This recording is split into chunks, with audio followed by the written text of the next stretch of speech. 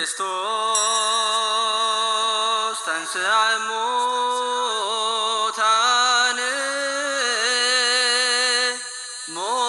ሞተ ወኪዶ ለሞት ለእለ ውስተ መቃብር ወሀበ ሕይወተ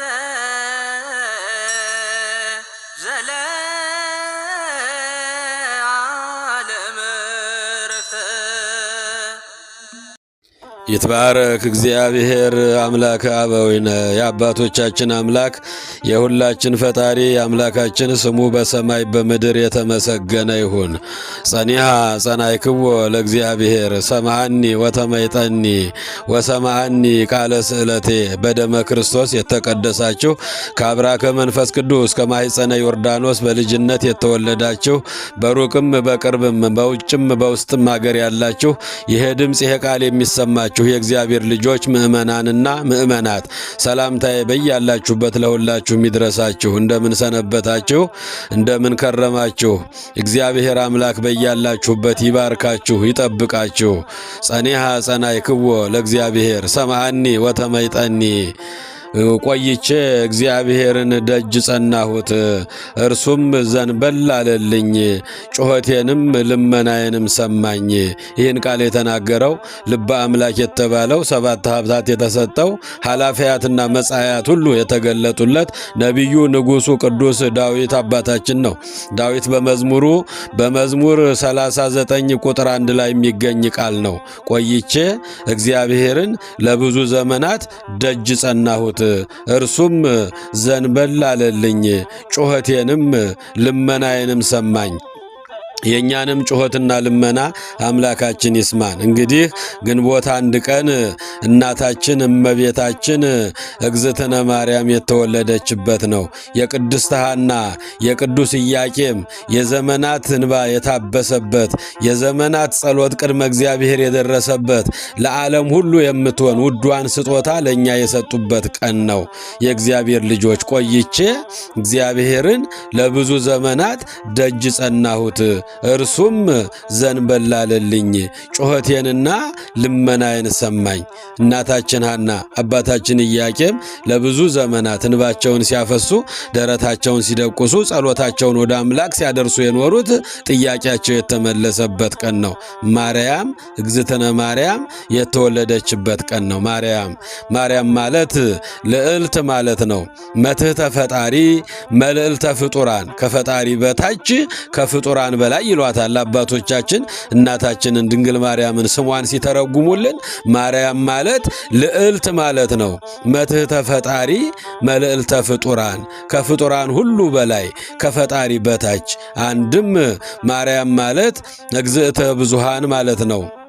የብዙዎች እናት እመብዙሃን፣ የእግዚአብሔር ልጆች እመብዙሃን ናት፣ እመኩሉ ናት፣ የሁሉ እናት፣ የብዙዎች እናት እግዝእትነ ማርያም ላመነባት ሁሉ ሰአሊ ለነ ቅድስት ብሎ ስሟን ለሚጠራ ሁሉ የሁሉ እናት ናትና ማርያም ማለት አሉን እግዝእተ ብዙሃን የሁሉ እናት ናት። በሶስተኛ ደረጃ ማርያም ማለት ጸጋ ወሀብት ማለት ነው። ለጊዜው ለእናት ለአባቷ ጸጋ ሀብት በረከት ሆና ተሰጥታለች። ፍጻሜው ደግሞ ለሰው ዘር ሁሉ ላመነባት አማላጅነቷን ጸሎቷን ልመናዋን ላመነባት ሁሉ ለሰው ዘር ሁሉ ጸጋ ሀብት በረከት ሆና የተሰጠችን ስለሆነች ማርያም ማለት ጸጋ ወሀብት ማለት ነው። በአራተኛ ደረጃ ማርያም ማለት ፍጽምት ማለት ነው። ለጊዜው መልክ ከደም ግባት ይዛ ተገኝታለች። ፍጻሜው ግን ንጽሐ ስጋ ንጽሐ ነፍስ ንጽሐ ልቡናን ይዛ ተገኝታለችና ማርያም ማለት ፍጽምት ማለት ነው። አንድም ማርያም ማለት መርህ ለመንግስተ ሰማያት ማለት ነው። መንግስተ ሰማያት መርታ የምታገባ ናትና የእግዚአብሔር ልጆች አልቦ ጸሎት ወአልቦ ትንባሌ እንበሌኪ ማርያም ዘያርግ ሎአሌ። ብንጸልይ ብንጾም ማህሌት ብንቆም ብንቀድስ ብናስቀድስ የድንግል ማርያም አማላጅነት ካልተጨመረበት የኛ ቅድመ እግዚአብሔር አይደርስምና ልባችን ሌላ ቦታ ነው። አፋችን ጸሎት ይነዳል፣ ልባችን ደግሞ ከሰፈር ዕቃ ያሰናዳል ይላሉ አባቶቻችን በፍትሐ ነገሥት። ማርያም ማለት መንግሥተ ሰማያት መርታ የምታገባ ነው። ጸሎታችን ቅድመ እግዚአብሔር የሚደርሰው ወደ አምላክ የምታቀርብልን እመቤታችን ስለሆነች ማርያም ማለት መርህ ለመንግሥተ ሰማያት ማለት ነው። በስድስተኛ ደረጃ ማርያምን ሲተረጉሙልን አባቶቻችን ማር በዚህ ዓለም ላይ ከሚጣፍጡ ምግቦች ሁሉ በጣፋጭነቱ ተወዳዳሪ የሌለው ነው። ያም ማለት ደግሞ በገነት መካከል ካሉ ፍራፍሬዎች ያም በጣፋጭነቱ ይታወቃል። ከገነት ያምን ከምድር ማርን ወስደው ማርያም አሏት። እውነት ነው። ከማር የሚጣፍጥ ስሟ ማርያም ማርያም ሲሏት ሲሏት የሚጣፍጥ ስሟ ነው። የእግዚአብሔር ልጆች ምእመናን በሰባተኛ ደረጃ ማርያም ማለት እያንዳንዱን ፊደል ይተረጉሙልናል። ማ ማለት ማሂደረ መለኮት ማለት ነው። የመለኮት ማደሪያ ማሂደረ መለኮት ሰላም ለኪ እንደምንላት በውዳሴ ማርያም መጨረሻው ላይ ር ማለት ርኅርኅተ ልቦና ማለት ነው። ለሰው ሁሉ የምትራራ ለሰው አይደለም ለተጠማ ውሻ የምትራራ እመቤት ስለሆነች ማርያም ማለት ርኅርኅተ ልቦና ይሏታል አባቶቻችን። ያን ሲተረጉሙ ደግሞ ያን ቃዱ ሀቤኪ ሁሉ ፍጥረት ሁሉ ወደ አንቺ ያንጋጥጣሉ። ነቢየ እግዚአብሔር ኢሳይያስ እንደተናገረላት ፍጥረት ሁሉ ወደ አንቺ ያንጋጥጣሉ፣ ወደ እግሮችሽ ጫማ ይሰግዳሉ፣ የጽዮን ልጅ ሆይ ማሪን ይላሉ እያሉ አባቶቻችንን ይተረጉሟታል እመቤታችንን። ማለት ደግሞ ምዕራገ ጸሎት ማለት ነው። የእግዚአብሔር ልጆች ጸሎታችን የሚያርገው በሷ ነው። አልቦ ምስጋድ ማለት ነው። ምዕራገ ጸሎት ማለት ነው። አልቦ ጸሎት ወአልቦ ትንባሌ እንበሌኪ ማርያም ዘአርግ ሉዓሌ። ጸሎቱ ልመናው ምልጃው ሁሉ እመቤታችን ስታማልደን ነው ቅድመ እግዚአብሔር የሚደርስልን። ምዕራገ ጸሎት ይሏታል አባቶቻችን። እንግዲህ ግንቦት 1 ቀን እመቤታችን ድንግል ማርያም የተወለደችበት ቀን ነው። አባቷ ኢያቄም እናቷ ሐና ይባላሉ። የዚህ ነገር እንደምንድነው ቢሉ ቅድመ አያቶቿ ቴክታ በጥሪቃ ይባላሉ። ይህ ቀራችሁ የማይባሉ ባለጸጎች ነበሩ። ብዕላቸው የወርቅ የዕንቁ የፈረስ የበቅሎ የከብት የሴትና የወንድ ባሪያ ነበረ። ከወርቁ ብዛት የተነሳ እንደ አንባር እንደ ቀለበት እያሰሩ ከበሬው ከላሙ ቀንድ ያደርጉት ነበረ። ይህንን ያህል አቅርንተ ወርቅ ይህንን ያህል አቅርንተ ብሩር ተብሎ ይቆጠር ነበር እንጂ የቀረው አይቆጠርም ነበር። ከዕለታት አንድ ቀን ቴክታ ከቤተ መዛግብት ገብቶ የገንዘቡን ብዛት አይቶ ይህ ሁሉ ገንዘብ ለማን ይሆናል አላት። እግዚአብሔር ከኔ ልጅ ባይሰጥህ ከሌላ ይሰጥህ ይሆናል፣ ሌላ ጋግብተህ ውለድ አለችው። ቴክታም ይህንንስ አላደርገውም የእስራኤል አምላክ ያውቃል አላት። ለትዳሩ ታማኝ የሆነው ቴክታ አዎ እግዚአብሔር ነው ልጅ የሚሰጥ፣ እዛም እዚህም በመሄድ አይደለም ልጅ የሚገኘው። እግዚአብሔር አምላክ የእስራኤል አምላክ ያውቃል፣ ይሄንንስ አላደርገውም አላት። በዚህም አዝነው ሲኖሩ ወዲያው ራእይ አይተዋል። ነጭ እንቦሳ ከበረታቸው ስትገባ እንቦሳይቱ እንቦሳ እየወለደች እስከ 6 ስትደርስ ስድስተኛይቱ ጨረቃም ፀሐይን ስትወልድ አይተው ወደ መፈክረ ህልም ወደ ህልም ተርጓሚ ቤት ሄደው ነገሩት። ደግ ህልም ነው፣ ከፍጡራን በላይ የምትሆን ልጅ ትወልዳላችሁ አላቸው። ወነገረ ፀሐይ ሰያ አይመርኩ ይላል። የፀሐይ ነገር ግን አልተገለጸልኝም፣ ነቢይ ወይም ንጉሥ ያለ ይሆናል አላቸው። እነሱም ጊዜ ይተርጉመው ብለው ሄደዋል። ከዚህ በኋላ ጸነሰችና ወለደች። ስሟንም ሄሜን አለቻት። ሄሜን ማለት ረከብኩ ስዕለቴ ረከብኩ ተምኔቴ ማለት ነው። ስዕለቴ ተስዬ ያገኘኋት ማለት ነው። ሄሜን ደርዲን ወለደች። ደርዲ ማለት ዘእምአበዊነ ረከብነ ብሂል ከአባቶቻችን ወገን የተወለደች ማለት ነው። ደርዲም ቶናን ወለደች። ቶና ማለትም ዘእምህልምነ ረከብነ ራእይ አይተን ነገር አግኝተን የወለድናት ማለት ነው። ቶናም ሲካርን ወለደች። ሲካር ማለት ዘመድነ ረከብነ ከዘመዶቻችን ወገን የተገኘች ማለት ነው። ሲካርም ሴትናን ወለደች። ሴትናም ማለት ርትዕት ሃይማኖት ወክብርት ሙያዋ ያማረ ምግባሯ የሰመረ ማለት ነው። ሴትናም ሄርሜላን ወለደች። ሄርሜላም ማለት ዘም ክቡራን አብዕልት ከከበሩ ባለጸጎች ወገን የተወለደች ማለት ነው። ሄርሜላም ሃናን ወለደች። ሃና ማለት ጸጋ ወሀብት በረከት ማለት ነው። የእግዚአብሔር ልጆች ምእመናንና ምእመናት እነዚህ እንግዲህ ቴክታና በጥሪቃ የነሱ የዘር ሐረጓ የእመቤታችን ናቸው። ሃናም ለአካለ መጠን ስትደርስ ከቤተ ይሁዳ ከዳዊት ዘር ለተወለደ ስሙ ኢያቄም ተብሎ ለሚጠራ ሰው አጋቧት። ምክንያት በዘር ወርዶ እንደ ቀድሞ አያቶቿ እንደ ቴክታና እንደ በጥሪቃ ሀብቷ ግን በመጠን ሆነባት። ከዕለታት አንድ ቀን ሐና ዛሬ ቤተ ክርስቲያን እስም አለሁ ብላ ትሄድ ነበረ። በየቀኑ ወደ እግዚአብሔር ቤት ሄዳ ጸሎቷን አድርሳ ልመናዋን አድርሳ ስትመጣ ነበረ። ልጅ መውለድ በተሳናት ጊዜ ስትወጣና ስትገባ ሽሙጡ ሐሜቱ እጅግ የበዛ ነበረ። ይቺ ቢወልዷት እንጂ ማትወልድ እያሉ በአሽሙር በሽሙጥ ይናገሯት ነበረ። በዚህም አዝና ሄዳ እንባዋን አፍሳ ተመልሳ ትመጣ ነበረ። ከዕለታት አንድ ቀን አያችሁ የእግዚአብሔር ልጆች፣ ከዕለታት አንድ ቀን ሐና ዛሬ ቤተ እግዚአብሔር እስማለሁ ብዬ ነበረ፣ ነገር ግን ልብሴም የለኝም፣ ልብሴም ቆሽሾብኛል እያለች ስታወጣ ስታወርድ፣ በዚህ ጊዜ በዝሙት የምትኖር በርሴባ የሚሏት አንዲት ጎረቤት ነበረቻት። እሷም ልብስማ የኔ ከአንድም ሁለት አለልሽ፣ ያንን ለብሰሽ ሂጂ አለቻት። ሐናም ያንቺ ልብስ የተሰበሰበው በአስመ ዝሙት ነው፣ እግዚአብሔር ደግሞ ንጹሐ ባህሪ አምላክ ነው። ንጹህ ነገር ለብሰን ንጹህ ልብ ይዘን ብንለምነው ነው የሚሰማን አለቻት። ይህንን ለብሼ ብለምነው ምኑን ይሰማኛል ብዬ ነው አለቻት።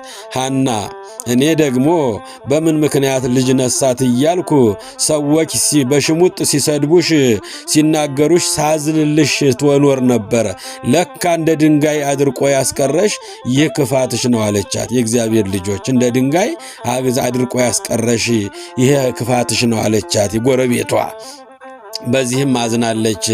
አንድም ኢያቄምና ሐና መስዋዕት እናቀርባለን ብለው ወደ ቤተ መቅደስ ሲሄዱ ሊቀ ካህናቱ ሮቤል ወይትወከፍ መስዋዕቶሙ ለመካናት ይላል።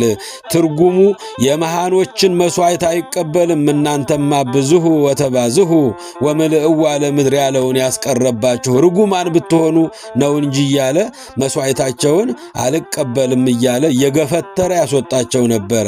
የእግዚአብሔር ልጆች መገፋቱ፣ ሐዘኑ፣ ሽሙጡ፣ ሐሜቱ፣ ስድቡ እጅግ የበዛ ነበረ። በዚህም እያዘኑ ይኖሩ ነበረ። ጸናይክዎ ለእግዚአብሔር፣ ቆይቼ እግዚአብሔርን ደጅ ጸናሁት፣ እርሱም ዘንበል አለልኝ፣ ጩኸቴን ልመናዬን ሰማኝ አለ ዳዊት። ልመናቸው የሚሰማበት ቀኑ እስኪደርስ ድረስ ተስፋ አልቆረጡም ነበረ። አያችሁ፣ የቤተ መቅደስ ሲሄዱ በዚያ መገፋት አለ፣ በመንገድ ላይ ሽሙጥ አለ፣ ሐሜት አለ። አለመውለዳቸው ከብዙ ሰዎች አግሏቸው ይኖር ነበረ። አንድም ከአይሩገ እስራኤል የወለዱ ሰዎች የሚመገቡት ተረፈ መስዋዕት ነበረና ያንን ነስተዋቸው ነበረ። በዚህ ምክንያት እያዘኑ ተመልሰው እያዘኑ ጸልየው እያዘኑ ወደ ቤታቸው ይመለሱ ነበረ። ከዕለታት አንድ ቀን ከዛፍ ስር ተቀምጠው አርጋብ ከልጆቻቸው ጋር ሲጫወቱ እጽዋት አብበው አፍርተው አይታ አርጋብን በባህሪያቸው እንዲራቡ እጽዋት እንዲያብቡ እንዲያፈሩ ያደረካቸው የኔ ተፈጥሮዬ ጎረቤቴ እንዳለችኝ እውነት ከድንጋይ ይሆንን? ልጅ ነሳኸኝ ለምንድነው ብላ እናታችን ቅድስት ሐና ምርር ብላ አለቀሰች። ጸናይክዎ ለእግዚአብሔር፣ ቆይቼ እግዚአብሔርን ደጅ ጸናሁት፣ እርሱም ዘንበል አለልኝ፣ ጩኸቴ ልመናዬም ከፊቱ ደረሰልኝ አለ ዳዊት። ከፊቱ ሊደርስላቸው ነው የእግዚአብሔር ልጆች። ከዚያም ክቡር ኢያቄም የሚስቱን የባለቤቱን የቅድስት ሐናን ምርር ያለውን ሐዘን ተመለከተ። እሷም ተፈጥሮዬ ከድንጋይ ነውን ለእነዚህ አርጋብ ልጆች የሰጠሃቸው? ይሄ የተደገፍኩ ዛፍ እንዲያብብ እንዲያፈራ ያደረግክ አምላክ ለእኔ ፍሬ መስጠት ለምን ተሳነህ አለች። አለቀሰች፣ ደጅ ጸናች፣ እንባዋን አፈሰሰች። በዚህ ጊዜ ኢያቄም በሐዘን ከምትሞትብኝ እኔም ወደ ተራራ ወጥቼ መጾም መጸለይ አለብኝ፣ ማልቀስ አለብኝ አለ። የእግዚአብሔር ልጆች ምእመናን፣ ኢያቄም የሚስቱን የሐናን ሐዘንና ልብ የሚሰብረውን ትካዜዋን ባየ ጊዜ 40 ቀን እስኪፈጸም በተራራ ላይ ቆሞ ሲጸልይ ከእግዚአብሔር የታዘዘ መልአክ መጥቶ ተገለጸለትና ለዓለሙ ሁሉ ድህነት የሚደረግባት ዘር እንደሚሰጠው አበሰረው። እሱም በፍጹም ልብ አምኖ ከተራራው ወረደና የሰማውን ለሐና ነገራት። የተገለጠለት የእግዚአብሔር መልአክ ነው።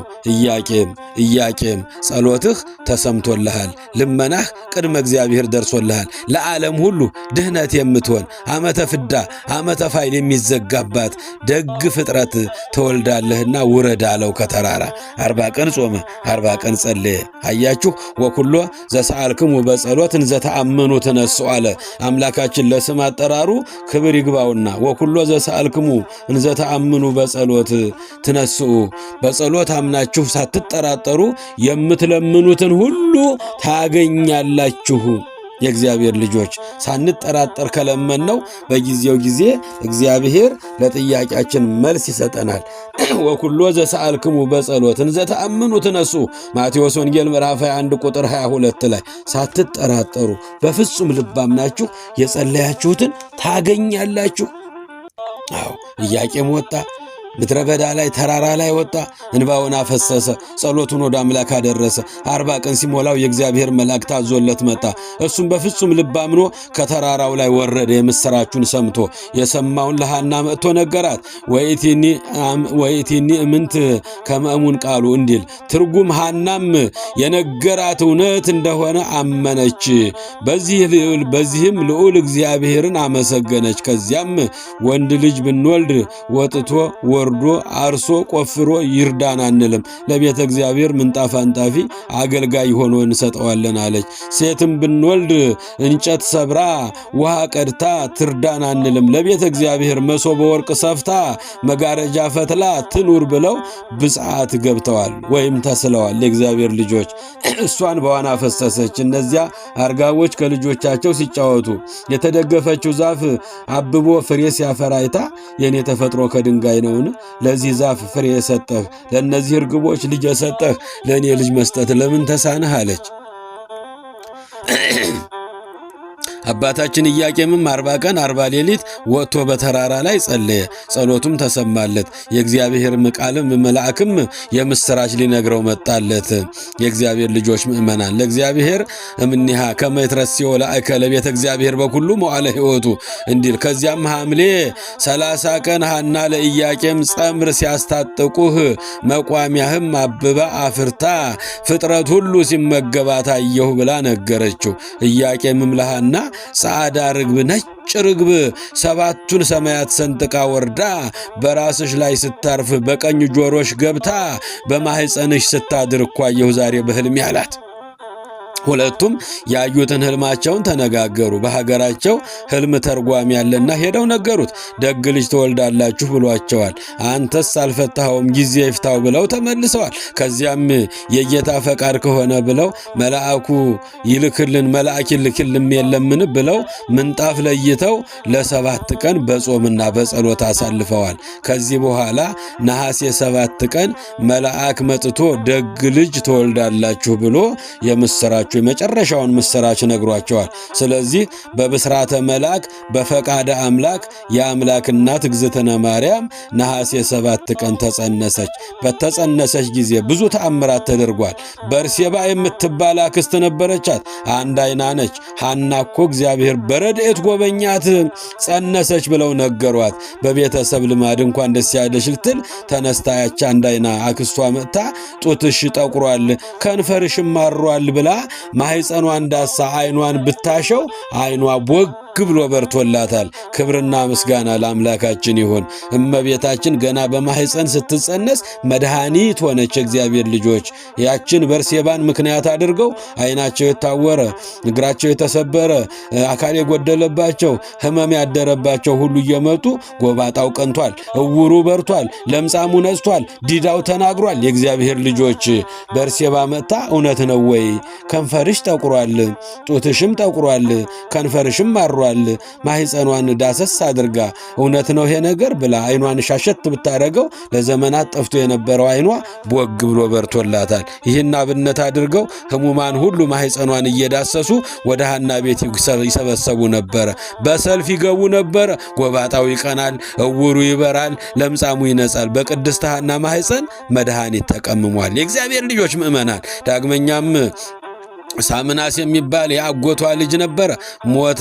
ተወደው ስለነበረ እመቤታችን ቅድስት ሐና የአጎቷን ልጅ ሞት ሰምታ የአልጋውን ሸንኮር ይዛ ወይ ልጄ እያለች እየዞረች በቤተሰብ ልማድ ስታለቅስለት ጥላዋ ቢያርፍበት ተነስቶ እግዚአብሔርንም እሷንም አመስግኗል። ሰላም ለኪ እምሕይወቱ ለዘገብረ ሰማየ ወምድረ፣ ሰማይንና ምድርን ባህርንና የብስን ፈጥሮ የሚገዛውን ለእሱ አያት የሆንሽ ቅድስት ሐና ሰላም ላንቺ ይሁን አላት። አያችሁ፣ ሰማይን ምድርን ባህርን የብስን ፈጥሮ ለሚገዛ የአምላክ አያት የሆንሽ ሐና ሆይ ሰላም ላንቺ ይሁን አላት። ያን ጊዜ ከትርጓሜው የቀረውን ትርጉሞ የአምላክ አያት መሆኗን አመሰከረላት። ከዚህ በኋላ አይሁድ በምቀኝነት ቀድሞ ከነዚህ ወገን የሚሆኑ ዳዊትና ሰሎሞን 40 ዘመን እንደ ገል ቀጥቅጠው እንደ ሰም አቅልጠው ገዝተውን ነበረ። ይቺ ደግሞ በማህፀን ሳለች ዕውር የምታበራ የሞተ የምታነሳ ምን ልታደርገን ነው ብለው በሐናና በኢያቄም ላይ በጠላትነት ተነሱባቸው። ከነዚህ የተወለደ ምን ያደርገን ይሆን እያሉ በጠላትነት ተነሱባቸው። በዚህ ምክንያት መልአኩ ኢያቄምን ወደ ሊባኖስ ተራራ ይዘሃት ሂድ ብሎ በዚህ ጊዜ ወደ ሊባኖስ ተራራ የእግዚአብሔር ልጆች ምእመናን ስደት ክፉ ነው፣ ነፍሰ ጡር ናት፣ የመውለጃ ጊዜዋ ደርሷል። ያን ሁሉ ተቋቁሞ በመንፈቀ ሌሊት እንዳይገሉበት አይሁዶች ቅድስት ሐናን ይዞ ወደ ሊባኖስ ተራራ። በዚህ ምክንያት ግንቦት 1 ቀን ሊባኖስ ከሚባል ተራራ ላይ ከፀሐይ 7 እጅ የምታበራ ለፍጥረቱ ሁሉ መድኃኒት የሆነች እመቤታችን እግዝእትነ ማርያም ተወለደችልን። ሊባኖስ ተወጽ መርዓት ጥበበኛው ሰሎሞን እንደተናገረው ሙሽራይቱ ከሊባኖስ ትወጣለች ያለው ይፈጸም ዘንድ ሊባኖስ ተራራ ላይ ተወለደች። እግዚአብሔር ልጆች ስሟንም ማርያም አሏት። ማርያም ማለት ጸጋ ወሀብት ማለት ነው። ፍጽምት ማለት ነው። አንድም ተላኪተ እግዚአብሔር ወሰም ማለት ነው። ወደ ሰውና ወደ እግዚአብሔር የምትላክ ማለት ነው። ከሰው ወደ እግዚአብሔር፣ ከእግዚአብሔር ምሕረትን ይዛ ወደ ሰው የምትመጣ ማለት ነው። በገነት ጻድቃን የሚመገቡት ያም የሚባል ምግብ አለ። በዚህ ዓለም ደግሞ ጣፋጭ የሆነ ምግብ ማር አለ። በዚህ ጊዜ ከዚህ ሁሉ ትጣፍጫለች ሲሉ ማርያም ብለው ስሟን አወጡላት። የእግዚአብሔር ልጆች ምእመናንና ምእመናት እንግዲህ የዘመናት እንቆቅልሻችን የተፈታበት የዓመተ ፍዳ ዓመተ ፋይሉ ሊዘጋ ያ የደጉ ዘመን አምላክ ሰው የሚሆንበት ጊዜ ሊደርስ 15 ዓመት ሲቀረው ከክርስቶስ ልደት ከ15 ዓመት ቀደም ብላ በ5486 ዓመተ ምህረት የሰማይ የምድር ንግሥት የመድኃኔ ዓለም እናት እመቤታችን እግዝእትነ ማርያም ተወለደች። ግንቦት 1 ቀን ተወለደች። እሷ ስትወለድ ብዙ በረከት ወረደ በምድራችን ላይ፣ ብዙ ይቅርታ ወረደ በምድራችን ላይ። እንግዲህ ልደቷን ማክበር ይገባል። የእግዚአብሔር ልጆች እመቤታችንም ለአንድ ባህታዊ ተገልጻ ነግረዋለች። ብዙ በዓላቶች አሉሽ፣ 33 በዓላቶች አሉሽ እመቤቴ ሆይ ከነዚህ ሁሉ የትኛውን በዓል ቢያከብሩልሽ የሰው ልጆችን ተወጃቸዋለሽ ብሎ አንድ ባህታዊ ጠይቋታል። አያችሁ፣ አንድ ባህታዊ እመቤታችንን የትኛውን በዓል ቢያከብሩልሽ ተወጃለሽ? 33 በዓላቶች አሉሽ ብሎ ጠይቋታል። በዚህ ጊዜ እመቤታችን ለባህታዊ ተገልጻ ነግረዋለች። 33 በዓላት አሉኝ፣ ሁሉንም ቢያከብሩልኝ ደስ ይለኛል። ያም ባይሆን ግንቦት ልደታን ከጨለማ ወደ ብርሃን የወጣሁበትን ከጠባቡ ወደ ሰፊው ዓለም የመጣሁበትን የእናቴ የሐና የአባቴ የኢያቄም እንባቸው የታበሰበትን ሐዘናቸው ወደ ደስታ የተቀየረበትን ልደቴን የሚያከብሩልኝን አጥብቄ ወዳቸዋለሁ አለች። ልደቷን ልናከብር ይገባል። ልደቷ ልደታችን ነው። እሷ ስትወለድ ነው አምላክ ወደዚህ ዓለም የመምጫ ጊዜው ደርሶ እመቤታችን ቀድማ 15 ዓመት ቀደም ብላ ከመድኃኔ ዓለም መወለድ በፊት እሷ ተወለደችልን። ለዓለም ውዷን ስጦታ ኢያቄምና ሐና ቅድስት ድንግል ማርያም እግዝእትነ ማርያምን ወልደው ሰጡን። የእግዚአብሔር ልጆች እንግዲህ ልደቷን ማክበር ይገባል። እመቤታችንን መውደድ ይገባል። እግዚአብሔር ያደረባቸው ቅዱሳን አመስግነዋት አይጠግቧትም። ይእቲ ተአቢም ኪሩቤል ወትፈደፍድም ሱራፌል። እሷ ከኪሩቤል ትበልጣለች፣ እሷ ከሱራፌልም ትበልጣለች። እሷ ክብሯ ከሰው ልጆች ሁሉ በላይ ነው። ማሄደረ መለኮት ስለሆነች አምላክን በድንግልና ጽንሳ በድንግልና የሰጠች ውዱን ስጦታ የዓለምን ስጦታ መድኃኔ ዓለምን ወልዳ የሰጠችን እመቤታችን ስለሆነች ይእቲ ተአቢም ኪሩቤል አላት። አባታችን አባ ኤፍሬም በውዳሴ ማርያም ላይ እሷ ከኪሩቤል ትበልጣለች፣ እሷ ከሱራፌልም ትበልጣለች። የእግዚአብሔር ልጆች ምእመናንና ምእመናት አባቶቻችን አመስግነዋት አይጠግቧትም። እነ አባ ኤፍሬም፣ እነ አባ ሕርያቆስ፣ እነ ደቅሴዎስ፣ እነ ቅዱስ ያሬድ፣ እነ ቅዱስ ዮሐንስ አፈወርቅ፣ ሌሎቹም ቅዱሳን ሁሉ እመቤታችንን አደግድገው ስሟን ሲጠሩ ይውላሉ። ስሟን ሲጠሩ ኖረዋል። ስሟን እየጠሩ ሲያመሰግኗት ኖረዋል። አባ ይስሐቅ የሚባል አንድ ባህታዊ ነበረ። መድኃኔ ዓለምን ይጠይቀው የነበረ አንድ ጥያቄ ነው። አንድ ጥያቄ ይጠይቀው ነበረ። በእመቤታችን ስዕል ፊት ተደፍቶ እንባውን ያፈስ ያለቅስ ነበረ። ምን እንዳደርግልህ ትፈልጋለህ ሲለው የወለደችህን፣ ያቀፈችህን፣ ያጠባችህን፣ የተሸከመችህን ድንግል ማርያምን እናትህን አንዴ ብቻ አሳይተህ ልሙት እያለ ይጠይቀው ነበረ። በስንክሳር ተጽፏል ታሪኩ። የእግዚአብሔር ልጆች ምእመናን ፊቷን አንዴ ማየት ድምጿን አንዴ መስማት የሚመኝ አንድ ባህታዊ መነኩሴ ነበረ። የታደሉ መነኮሳት የታደሉ አባቶች ፊቷን ለማየት ድምጿን ለመስማት ይጓጓሉ። ያልታደሉ መነኮሳት መንፈስ ርኩስ ያደረባቸው መነኮሳት ደግሞ አታማልድም፣ እንዲህ አይደለችም እያሉ ሲዞሩ ይውላሉ። እያያችሁ አይደል?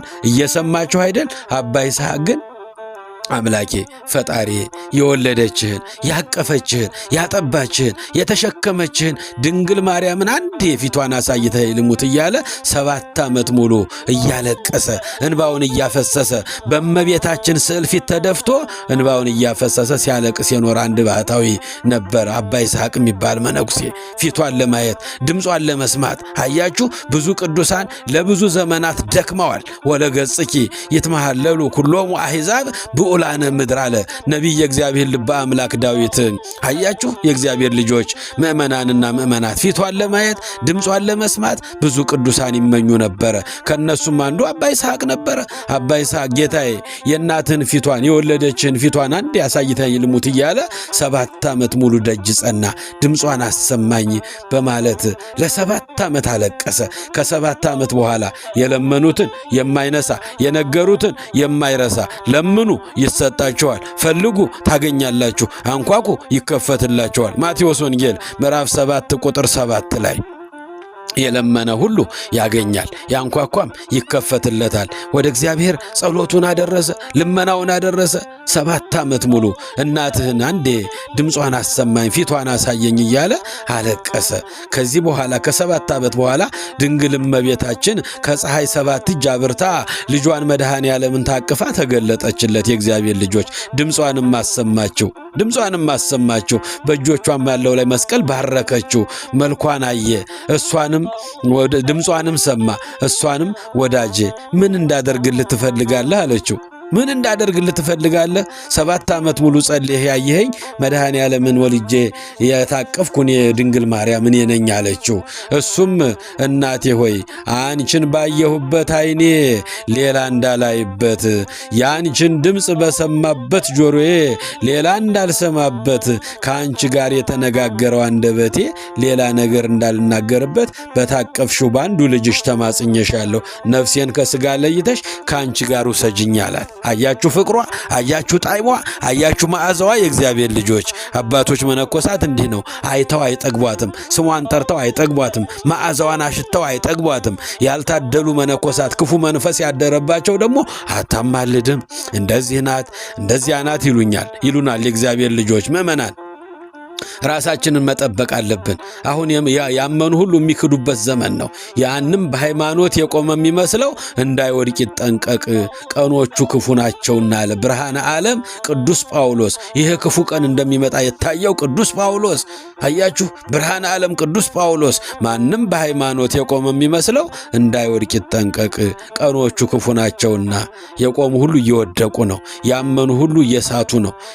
በቤቱ ያሉ ሁሉ ከቤቱ እየወጡ ነው። የእግዚአብሔር ልጆች የአንቺን ድምፅ በሰማሁበት ጆሮዬ፣ አንቺን ባየሁበት ዓይኔ፣ ከአንቺ ጋር የተነጋገረው አንደበቴ ሌላ እንዳልናገርበት፣ ሌላ ነገር እንዳላይበት፣ ሌላ ነገር ጆሮዬ እንዳይሰማበት በአንዱ ልጅሽ በታቀፍሽው ተማጽኘሻለሁ። ነፍሴን ከሥጋ ለይተሽ ውሰጃት አለ። ያን ጊዜ እመቤታችን ከ3 ቀን በኋላ መጥቼ ወስድሃለሁ፣ ተዘጋጅ ተጠብቀኝ አለችው። የእግዚአብሔር ልጆች ከአንቺ ጋር የተነጋገረ አንደበቴ ሌላ እንዳልነጋገርበት፣ ነፍሴን ከሥጋዬ ለይተሽ ውሰጃት አለ። የለመኗትን የማትነሳ እመቤታችን እግዝእትነ ማርያም ከ3 ቀን በኋላ መጥቼ ነፍስን ከሥጋ ለይቼ ወደ ልጄ ወስዳታለሁ፣ ተዘጋጅተህ ጠብቀኝ አለችው። በ3ኛው ቀን ቅዱሳን የሰማይ መላእክትን አስከትላ የአባ ይስሐቅን ነፍስ ይዛ ወደ ሰማይ አሳረገቻት ይላል።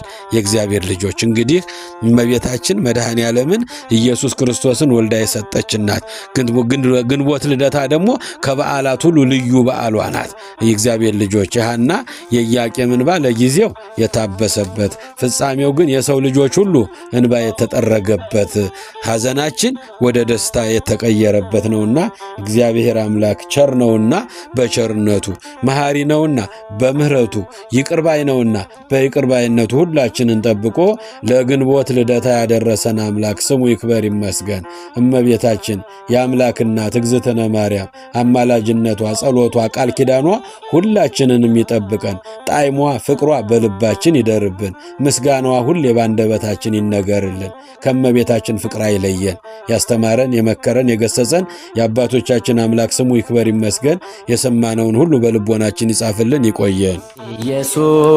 ኢየሱስ ክርስቶስ ጽኦመ ስም ለዘይጼውኦ ኢየሱስ ክርስቶስ ብስተ ሕይወት ለዘይበልኦ ኢየሱስ ክርስቶስ ጽዋ መድኃኒት ለዘይሰትዮ ከመ ይባርኩነ ይፈኖ አዳኦ ለጸባኢነ ይጽብኦ ወልታሁ ነሲኦ